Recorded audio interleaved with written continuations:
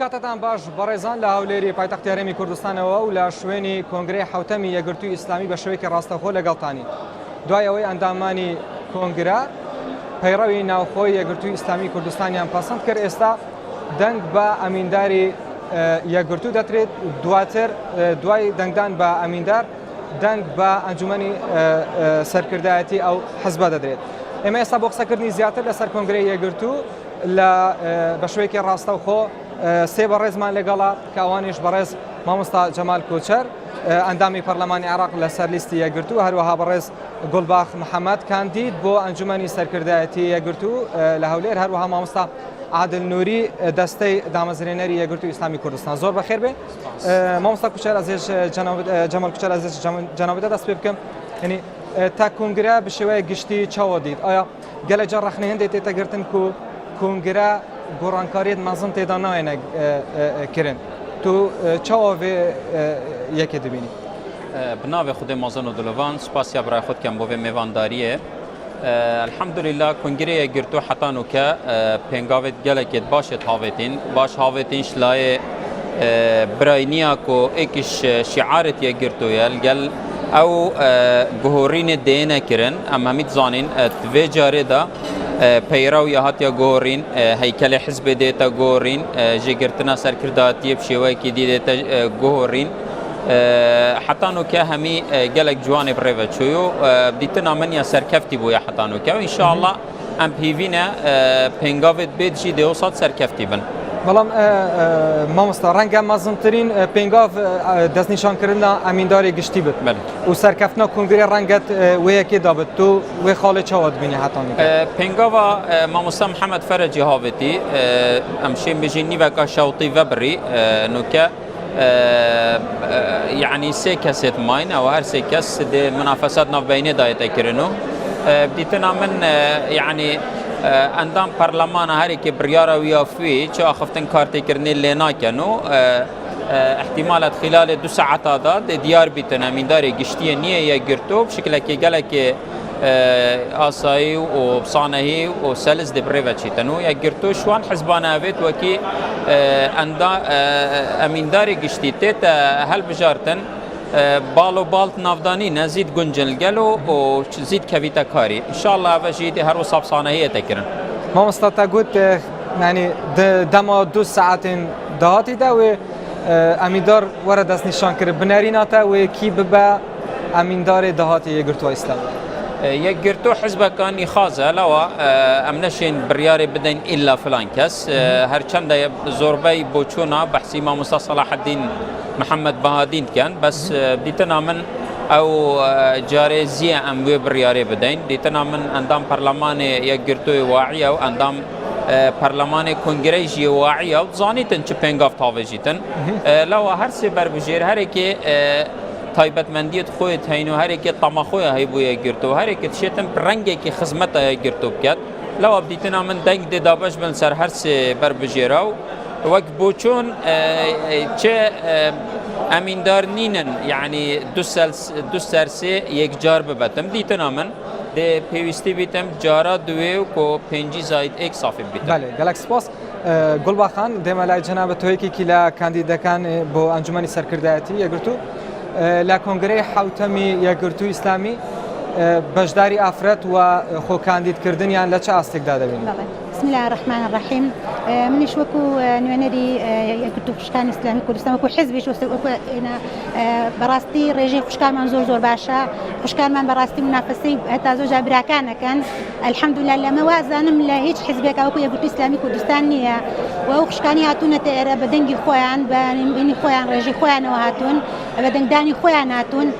و چالاکانە ئیشەکەن و سوپاس بۆخوا زۆر باشە. یعنی بە باشی ئەبینم گەشتبێنم و کۆنگرە لە دوای کۆنگرە ڕێژەی ئافرەتان زۆر زیاد دەکات. خاڵێکی گەورەیە بەڕاستی ئەمە خاڵێکی جەوهەری و گەورەیە یەکێکە لە خاڵە گەشەکانی یەکگرتووی ئیسلامی کوردستان. یعنی پێت وایە ئافرەت هەبێت بە دەنگی خۆی دەربچێت و بە کۆتا دەرنەچێت؟ بە تەئکید بە دەنگی خۆی دەرەچێت. ئێمە ئەمە حوتەم کۆنگرەمانە، ئێمە لە کۆنگرەی 2 و 3 و 4 و 5 چەندین خوشکمانەوە بە دەنگی خۆیان ڕۆشتون، ڕاستە خوشکمانەوە بە کۆتا دەرچووە، بەڵام سێرەکەن خوشکانیشمان بە دەنگی خۆیان ڕۆشتون جاری وا بووە لە زۆر لە پێش براکانیشەوە بوون. بەڵێ زۆر سپاس مامۆستا عادل نووری زۆر سپاس بە ئامادەبوونت تۆ یەکێکی لە دامەزرێنەرانی ینی یەکگرتووی ئیسلامی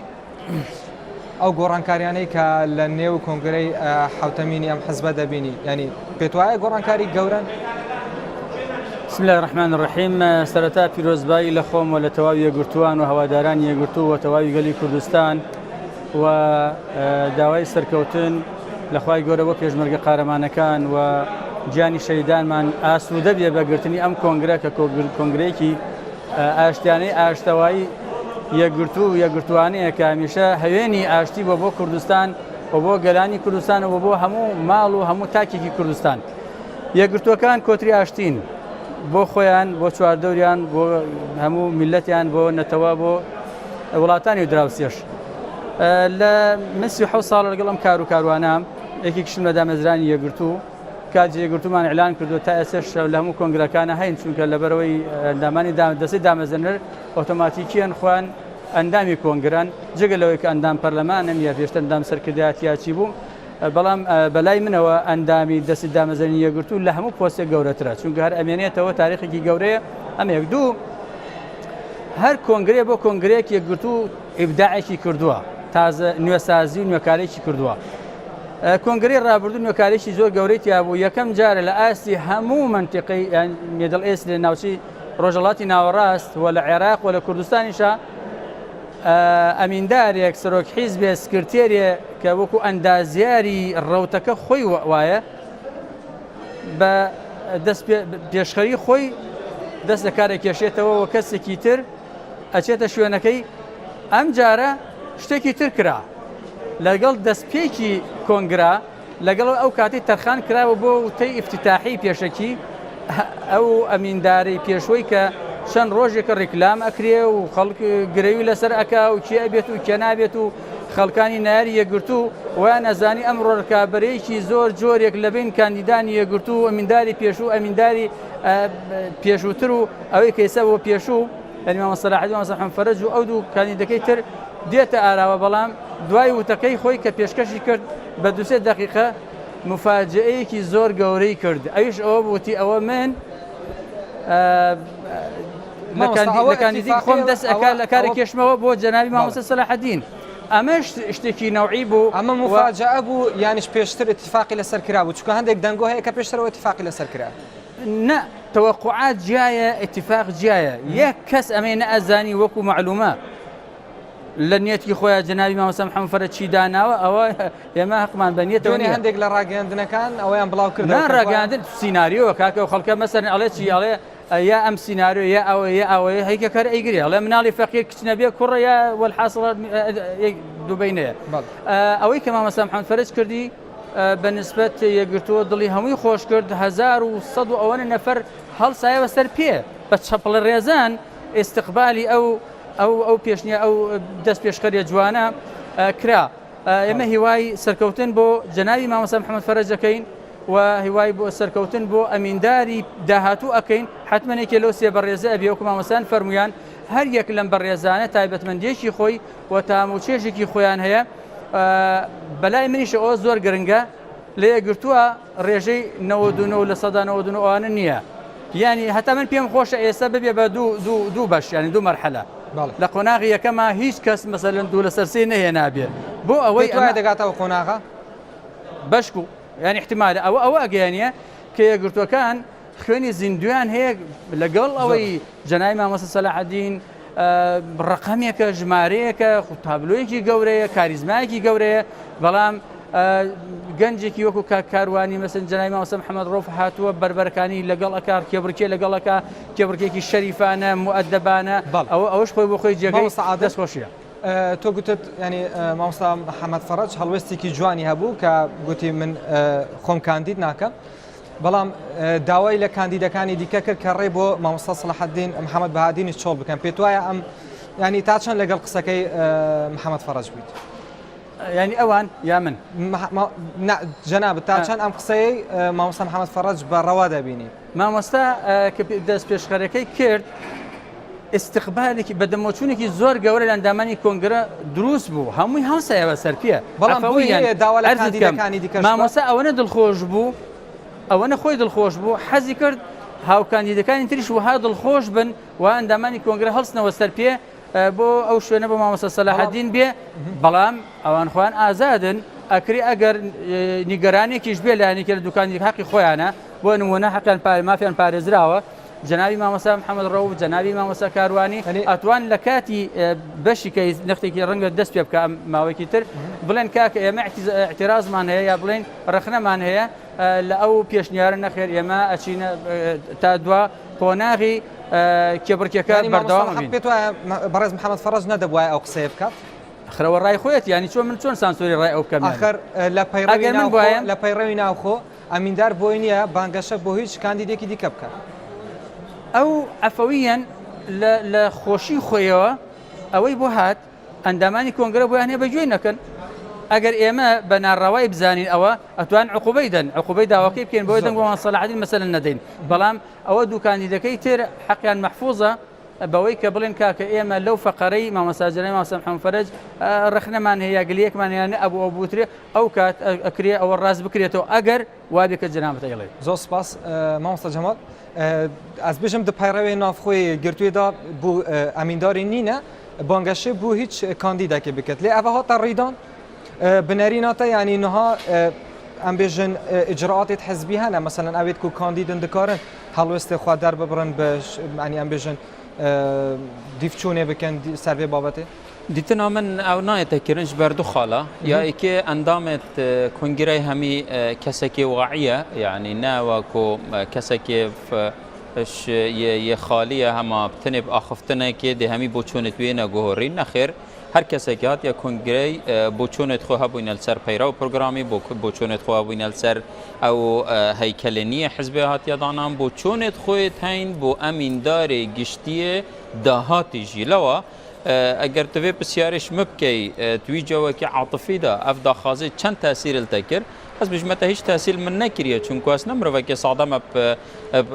ئاخفتنێکی بڕیاران بێتە گۆڕین لەگەر ڕێز و احترامێت من بۆ هەر سێ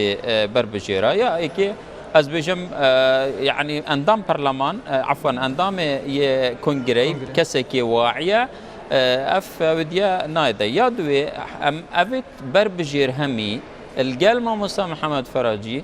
حتى نوكا خطبينتن وقطابية مامۆستا سەلاحەدینی لەوە تشت عرفێ ما ي مريدي وشيخي دا قطابي ومامۆستای دا براي وبراي جورا دف ما تشتغلك يعني يا طبيعية وديتنا من نتأثير البريارة أندام كونغريت كات ونتأثير الباشاروجا هردو بربجير الديجيت كات. مامۆستا من دفت سبب سيارة بكم يعني مامۆستا عادل نوري جا ما جابوه كي كركو تشتغني بي كو أمين داري برينها خو كانديد نكر. ديتنا مت قالب عاطفي جداهات أو نك يعني بريار بويا عفوية هات يا إيه بله بسيارة هب. بله. د کنگرا برین هادا وقت مامۆستا عادل نوری جا ماجا فکر یعنی گوهرینک مزن هاتا ریدان کو امیندار گشتی خو کاندید نکرد لیم دبینین پشتی 4 سالان جاردن ودگرا بنرین هاتا وگراناوی جاردن بود چیه صدماوی کی چیه جاری مامۆستا صلاحەدین کەسێکی بەسیتە کوان بژین ام استغنائش طاقاتي بكاين اش ديني بكاين اش هزراوي بكاين بوچونتي بكاين لوا اس اكشوان كسابو ما يما افدا خازياجي كريكو جاركا ديبتات غورابانا سياسيا كردستان دا قالك ديجي افدا خازياجي كري واجي وك بابك الروحي ييغرتو وكي دبینیتن یک گرتو هنده گورانکاری هم برف آقاره کی و چیتن نأوات دبوچونت ویدا مافیویه بیتن جارکادی خو عرض کد کو از شیم و گورینه آن از شیم و یک گرتو پاجون برف قیناغا نیا پیتوی پاجون نافیه گرتو دا نه يعني راستي اگر مامۆستا صلاحەدین يعني نەڤەگەڕت یەکگرتو بەرەف مەترسیە دەچەن نه یەکگرتو حزبەکە نەیە یا بژین کەساتیەک و کەسێکی هەما ئەو یە حزبی دی حزب حزبی ئەو یە لاواز بیت حزب دی لاواز بیت نەخێر یەکگرتو ئەگەر تو سەحکەیە هەیکەلێ حزبی دەست پێت کەتن شخانێ و خێزانێ و vêda têtin lewa kartêkirina kesê êkê ya hey wek boçon wek ew dî bes ne mena ew ku heker او نبیتن د خراب بیتن ما افاد نافیه گرتودان نینه پش راز بله زۆر سپاس مامۆستا گوڵباخان ینی ئێوە وەکو ئافرەتان تا چەند ینی ڕازی بوون بەو پەیڕەوی ناوخۆی کە ئێستا هەیە لە نێو کە ئەندامانی کۆنگرە دەنگیان پێدا بەڵێ ئێمە وەکو خوشکان هەر ناڵێم شان بەشانی برایان لە ناو ڕێخستنەکانەوە لە ناو کۆفرانسەکانە بەشداریمان کردووە 4000 ئەندام مناقەشەی ئەو پێڕۆ پرۆگرامی کردووە هەمووی دەنگی لەسەر دراوە کە لە ناو دەنگەکانە خوشکانی دەنگدەر بوون ینی ڕۆڵیان هەبوو بە دەنگی خوشکان ئەو پێڕەوە ینی مسادقەی لەسەر کراوە بە هەمان شێوە ئێستاش کە مسادقەی لەسەر کرا ینی خوشکان پەراوێز نەکراون بە دەنگی خوشکان بۆ ینی خوشکان ڕۆڵیان بینیوە ینی ئێوە مافەکانی خۆتان لە نێو پەیڕەوی ناوخۆی چەسپاوە بەڵێ زۆر چەسپاوە وە لە بەڕێی منش و بەڕێی گرنگترین ئەو خاڵانە چین کە ینی بۆ ئێوە بۆ ئافرەتان باش بێ لە نێو پەیڕەوی ناوخۆ بەڵێ ئێمە وەکو خوشکان پێشتر مەکتەبمان نەبوو ینی لە هیچ حیزبێکە مەکتەب نەبووە ئێستاش بە هەمان شێوە لە ئەنجومەنێکایە و ئەنجومەنێکی گەورە خوشکان ئەو ئینەی هەیە ڕۆڵی هەیە لە هەموو شوێنەکانە خوشکان دەوری هەیە ینی بە دڵی خۆمان بووە بە دەنگی خۆمان بووە ئەو شتانی کە پێویستمانە و کە ئافرەتانی حتا کوردستانیش پێویستیان هەموو لە ناو پێڕەوەکە چەسپێنراوە بەڵێ جا حەزەکەم ئەگەر لەسەر یەکگرتوو کە چۆن بڕیارەدا ئێستا ئێمە بەڕاستی کە یەکگرتوو ئەگەر مامۆستا سەلاح ڕۆشت و محەممەد ڕۆشت و مامۆستا سەلاح دێتە شێ مامۆستا محەممەد کە مامۆستا کاروانی دێ مامۆستا محەممەد دێ نازانم کامیان دێ ئەمانە کە دێن هەر کامێکیان بێ یەکگرتوو بەڕاستی وەکو قیادە ینی بە جەماعی بڕیارەدا قاعدەیەکی قیادەکەی جەماعیە لەبەر ئەوە ناکەوینە ئینشەڵڵا هەڵەوە بەڵام بەڵام ڕاستە بەڵام پێشووتر ینی ڕکابەری لە نێو لە نێو پۆستی ئەمینداری هەبووە زۆر کەس لەوانەیە کە ڕکابەر بوون ڕەنگە کەسی بەتوانە بوون ئێستا لە نێو یەکگرتوو نەماوە نا هەمووی ماوە هەمووشی لە ناو یەکگرتووایە و ئەو مەشروعیشی ینی کاری لەسەر دەکەن ئەمە بەڕاستی ئەبێ ئەمەوە بزانین ینی کاتێککە مامۆستا سەلاح ڕۆژ لە کۆنگرەی شەشە ئەمە دەرسێکی گەورەی بۆ کوردستان و بۆ دەوروبەر و بۆ ڕۆژهەڵات ینی دا بە حیزبەکان کە ئەوە تا من بە لەو پەڕی قووەت و دەسەڵاتی خۆمە لەو پەڕوتوانایی خۆمە ئەوە تا پۆستەکە بەجێڵم بۆ ئەوەی ئەحزابەکانی تریش فێر بن ئەوە تا 4 ساڵ ڕۆشتووە لە هیچ قەرارێکە بەشداری نەکردووە و مامۆستا محەممەد فەرەج بۆ پەڕی جورئەتەوە بۆ پەڕی خزمەت ینی بوێریەوە ئیشی کردووە و بە جەماعی بە مەکتەب سیاسی ینی بە هیچ بڕیارێک نەدراوە بەبێ ئەوەی یەکلایەنە نەبێ لەبەرەوە ئەبێ حیزبەکانی بەڕاستی لە یەکگرتووە فێر ببن ینی ئەوە ئێمە ینی یەکلایەنە ئیش ناکەین بۆ ئەڵێم ئەو ئێنە بەڕاستی جەماوەر بزانێت کە الحەمدلله یەکگرتوو بە قیادە و جەماعی قیادەیەکی جەماعیە زۆر سپاس مامۆستا عادلنووری ینی خۆشت ئاماژت بۆ کە زۆر جار کادرانی یەکگرتوو ئاماژە بۆ دەکەن کە ینی مامۆستا سەلاحەدین محەممەد بەهادین لە کۆنگرەی ڕابردوو ینی گوتی گۆڕەپان چۆڵ دەکەم بۆ کەسانی دیکە بەڵام دەبینی دووبارە وا دەگەڕێتەوە خۆی کاندید دەکا پێتوانیە ینی ئەو 4 ساڵەی کە بەجێ هێشتووە دەتوانین بڵێن پشوو بۆ ئەو شتێک پێشەوەی جەنابەت گۆڕانکارێکی تری زۆر گەورە لە یەکگرتوو ئێستا دێمە سەر پرسیارەکەی جەنابەت بوو ئەویشەوەی زۆربەی کۆنگرەکان یا کۆنگرەکانی پێشووی ئێمەش ڕۆژی یەکەمی و ڕەنگە شەوەکەیشی و نیوەی ڕۆژی دووەمیشی خەریکی پەیڕۆپۆگرام و ئامانجەکان و جارێکی تر و ئەوە بووین بەڵام ئەم 6-7 مانگەی ڕابردوو کە ڕێخستنەکان ئەو 4000 کادیرە پێشکەوتوی یەکگرتوو دراسەیان کرد ئەم جارە کۆنگرە ئیبداعێکی گەورەی کرد کە ڕێز و تەقدیرێکی قیادیانی بۆ هەر 4000 ئەندامەکە داناوە ئێستا ئەم کۆنگرە بڵێ 1100 ئەوەیە بەڵام وەکو ئەو وایە هەر 4000 ئەندامەکە یەکگرتوو ئەندامی کۆنگرە بوو بن خۆ ئەگەر لەبەر ڕەنگە شوێن و ڕێگە ئەوە عرفی کۆنگرە نەبێ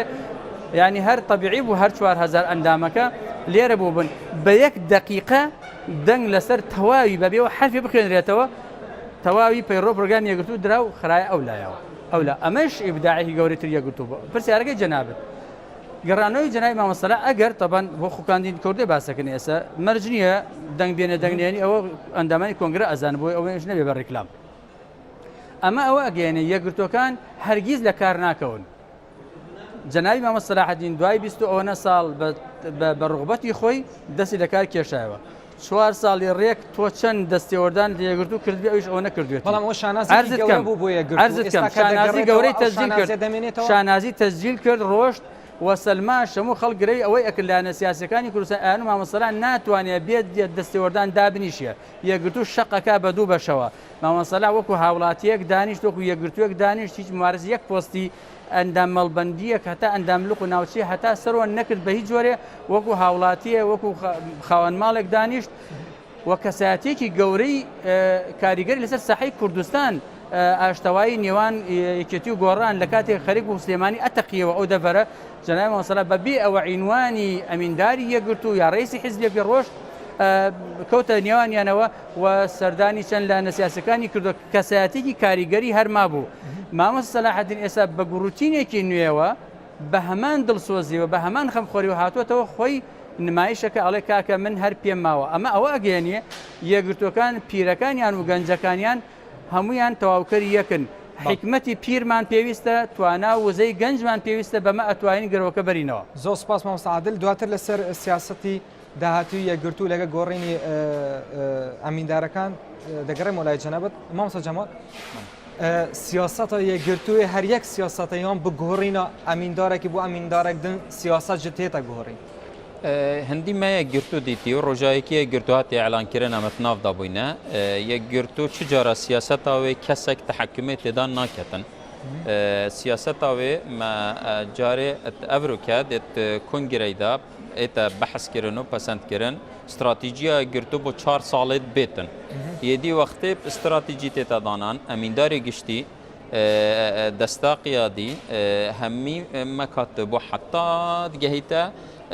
بچیکترین ئۆرگانت ناف یەکگرتوودا یا ملزەمەک وێ استراتیجیە ئەو استراتیجی وەکی دستورێکیە بۆمە وەکی قانونەیە ناچێبیتن کەس ژێ دەرکەوێت چی گۆڤازی ژێ دەرکەفت مە دەستەیەکە هەی یا بەدووادا چوونێ ئەوێ گەفکی حەقی هەی بانکێشە ئەوی بەرپرسی بکات وێ جایدی ئەمینداری گشتیە ئەندامێکی مەکتەب سیاسیە ئەندامێکی سەرکرداتیە حەقیایی بانکێشێ بکات حەتا نوکە یەکگرتوو هیچ ڕەنگێکی نەکەتیە بن کنترۆل و فشار و بۆچۆنێت شخصێکی بەس مامۆستا مەدید یعنی الکۆنگرا بەرینەها کو بەڕێز سەلاحەدین محەممەد بەهادین ئەمینداربی و پشتیوی کو بەڕێز محەممەد فەرەج هاتی يعني حتى كادرين يقرتوا دقوتن يعني جداهية دنافرة سياساتوي وبرز صلاحين بعدين هبويا أفا وك إدارة روجانية شخصي هر مروفكي كاتشوا هر پنج تبلي نيشتيكن هر مروفكي بوچونا خويا هي أبو بكر وعمر جي نيشتيك بوينا عمر وعثمان هذا قال آليين دينية السياسي يعني أبا رنگ ودانا بوچونت شخصية يعني هر مروفكي داري يعني كي هي حسكتن بتر بقريتن سر لان دي هي حسكت بتر شول كتن شناف ده بوچونت شخصينا أما وكيل استراتيجي هیچ کس نشیاید ناف یەکگرتو دا اش هیله درکویتن بکورتی پیوندین دهاتیین یەکگرتووە ئیسلامیە کوردستان دگەل گۆڕینە ئەمینداری و دگەل ئالیێندن چاوە بە دیتنا من دل همان پروسسی چیتن خالا ایکی کو کردستان کا یەکگرتی یا دوی یەکگرتووە کا یەکگرتی یا سیه برجواندا گشتی بسر همی برجواندی تاکی و حزبی و سه هلن دف ما هلت صورن نتوی وقت کنگره دا بحث رفراندومی هاتیه کرنی؟ بله رفراندوم و دولت کردی و اومد کنگره دی دا گود بود و مگلک پنگاف جهاوتن بس جدا خیق يعني درفت نهات يدانيا سياسي ما مستعد جاردن فكرن آنينتا برز گلباخ بما بيستا كانديدي كي ديكك شاوتوا بلام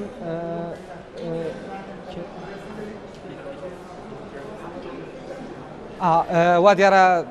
برز محمد رؤوفيش كشاوتوا او بوزانياري ايوا گلباخان يعني سياستي دهاتوي يگرتوي اسلامي كردستان بله گۆڕانکاری بەسەردا دێت لەگەڵ گۆڕینی ئەمیندارەکان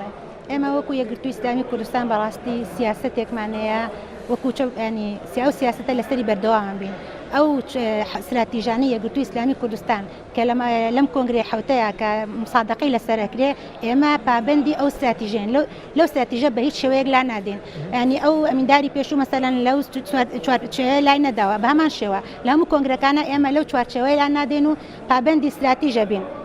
استراتیژی ئێستا لە کۆنگرە مسادقەی لەسەر کرا ئێمە پابەندی استراتیژەکە بین و بە هیچ شێوەیەک لێ لا نادەین بەڵێ زۆر سپاس مامۆستا عادل دەمەوێت تۆ ینی لە دەستەی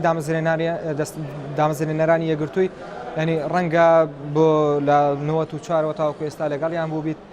پێت وایە بە گۆڕینی ئەمیندار لە کاتێکدا کە هەرمی کوردستان لە دۆخێکی با بڵێن ناسکدایە و ئالۆزی سیاسیە لە نێوان لایەنەکان جاری وایە ڕێککەوتن دەکرێت لە نێوان دوولایەن ڕەنگە لایەنی دیکەی نیگەران کردبێت پێت وایە یەکگرتووی ئیسلامی کوردستان لەگەڵ گۆڕینی ئەمیندار سیاسەتی گۆڕانکاری بەسەردادێت بەرامبەر لایەنەکانی دیکە ئەمینداربوون لە یەکگرتوو مدیریەتە بەڕاستی چونکە یەکگرتوو ئەو حیزبەیە کە بە ئاسانی قەرار و بڕیاریان نادرێت یەکگرتوو دەستگایە موسساتە یەکگرتوو پرینسیپ و مەبادئە چۆن هەر ماڵێک هەر دارەیەک ئەوە بڕێوەبەری ئەگەر ئەمیندارە ئەندازیاری بەڵێ بەتەکید ئەمیندار بوونی ئەمیندار ئینتیباعی ئەمیندار کاریگەرێکی زۆری هەیە بۆ تەواوکردنی وێنەکە بۆ وێنە و وێناکاریەکە بەڵام کەسایەتی کاریزمای ئەمینداریش تەسیری و گۆڕانکاری لەسەر لایەنەکانی تر ئێمە ئەمیندارمان بەستەنا بۆ ناو یەکگرتوو نییە بەڕاستی چونکە ئێمە بۆ ناو یەکگرتوو ئەسڵ هەر کێشەمان نییە هەر کەس لە مامۆستا بەڕێزانە ئەمیندار بێ ئەم خوشکە ئەمیندار بێ سبێنی هەر هەومان سەمتاعی بۆکەنیانی لە یەکگرتووە ئەو کێشەمان قەتعا نییە نە دەڤەرچیەتی ئێستا بۆ نمونە میدیایەک ئێوارە تەلەفۆنی بۆ کردم وتی کاکە ئەوە دەڤەری بادینان و سوەران هەیە و دەڤەری سلێمانی ئەوەیە و یەکگرتووە وتم کاکە تو چۆن واڵوتی بڵێ وتم کاندیدەکانی ئەمیندارم بۆ ئەمیندارەتیم بۆ بڵێ وتی کێوتم جارێ چوار نسیانن خەڵکی هەڵەبجەن دانێکی خەڵکی سلێمانی نە هەولێری تایە نە کەرکووکی نە دۆیکی ئەمە ئەوتی وەڵام ئەمە ئەوە ئەگەێنە یەکگرتوو لە سەحەتێکی تەواوایە ئەو مرانە لەسەر یەکگرتوو ناکرێ یەکگرتووە ئەو حیزبەیە حیزبێکی موسساتیە ئەمیندار کاریزمایەکە بۆ ناو یەکگرتوو بۆ درەوە یەکگرتوو لە ئێستادا کەساتی مامۆستا سەلاحەدین کەساتێکی مەقبولە و جەنابی کاکاروانیش کەساتێکی مەقبول و گەنج و شتی تازە و نوێکاری پێوەکو مامۆستانیش باسییان کرد هەرکەم لە ئەوانە بن هەر کەس تایبەتمەندێکی خۆی پێیە ئەوەش کە بیستمان جەنابی مامۆستا محەممەد ڕۆفیش خۆی کشاندوێتەوە دەمێ ئەوە ڕاستکەمەوە سایتێکی نزیک لە یەکگرتووی ئیسلامی ئەوەی بڵاو کردوێتەوە کە گوایە محەممەد ڕەوف خۆی کشاندوێتەوە بەڵام تاوەکو ئێستا بە فەرمی ئەو خۆی نەکشاندوێتەوە ئەوە مانای ئەوە ناگەێنێت کە بەڕاستی یعنی ئێستا ئیش بۆ مامۆستا سەلاحەدین دەکرێت و دەنگۆی وا بڵاو دەکرێتەوە ئەوە ڕای خۆ من نیم مەسەرن ئەوە ڕای خۆیەتی کابرا چەندێکە مەسەرن ڕەنگە بانگەشەشی بۆ کردبێ بەرنامەشی بۆ کردبێ کە دەڤەرەکان گەڕاوەکە بەو شێوەیە ینی بەو ئاراستەیەدا بڕۆ خۆ تەبیعیە قەیچێکە باخۆی کاندیدکە 100 دەنگ بێنێ باخۆی کاندیدکە دەورەی پێشوو دکتۆر محەممەد هەفتە دەنگیانە پێم وایە لە 600 ئەوە دەنگیانی هیچ عیبێکی تیانی ئەسڵ من پێم خۆشە تا کۆتا بەردەوام بن قەیچێکە عیبێکی تیانە بۆی دەنگەکان یعنی من حەزم لە دەنگی لە سەدانەوە دوون ئەوانە نییە ئێستا من پێم خۆش نەکە کاروانش سەح بکاتەوە بۆی کۆنگری چەپڵە ڕێزان نەبێت چونکە کۆنگری یەکگرتوو کۆنگرێکی واعیانەیە کۆنگرەیەکە ئەندامان خاوەنی بیربۆچوونی خۆیانن زۆر عەفەوی و عاتیفی نین ئەندامان مامۆستا عادل ئەگەر بە کورتی وەڵام بدەیتەوە ئێستا ئەوەی وەکو کادرانی یەکگرتوو وەکو سەرکردایەتی یەکگرتوو چاوی لە کۆنگرەکەیە ینی حزبەکانی دیکەشن چونکە وەک ئاماژەم پێ کرد ئێستا اتفاقیات هەیە بۆ نمونە لە نێوان لایەنەکان و پرۆژیان هەیە دەیانەوێت حزبەکانی دیکەش بێنێنێ ئەو پرۆژەی ئەوان وە بەشداری بکەن پێت وایە ئاراستەی یەکگرتووی ئیسلامی کوردستان لەگەڵ گۆڕینی ئەمیندار ینی بە چه ئاراستەیەکدا دەبێت یەک زەڕە فەرق ناکات چونکە ئەمیندار لە یەکگرتووە هەرگیز ناتوانێت سوکانەکە بەرەو لە هیچ لایەنێکی نە ئەقلیمی نە دەولی نە داخلی بباتەوە هەر زوو بە زوو کۆبوونەی سەرکردایەتی ئەگەر زۆری بیە ڕێک کۆنگرەی کۆنفرانسێکی بۆکەن ئەمیندارە لابینی ئەمیندار لە یەکگرتووە ناتوانێت شتانە بکە لەبەر هیچ لایەنێک مۆرەهانی ئەوە لەسەر یەکگرتوو تا ئێستا لە 10 ساڵی شەڕی ناوخۆ لە 92 تا 2000 لە کوردستانە هەموو کوردستان دابەش بوو بەسەر دوو بەرەی شەڕی ئەم لە ئەولا ئەو هەموو زەخت و فشارە ئەو هەموو شەی ئەو هەموو عەزیەتەی ئێماندا ئەو کات ئێمە هیچ ئازادیەکە وەکو ئێستش نەبوو کوردستان جەنگەڵستان و مەرگستانێک بوو نەیتوانی کاریگەری لەسەر یەکگرتوو بکە ئێستا دنیا زۆری گۆڕاوە لەبەرەوە ئەمیندار لە یەکگرتووە تەنها بۆ براگەورێتیە ئینطیباعێکە خۆی ئەیدا تەکاملی سوورەیە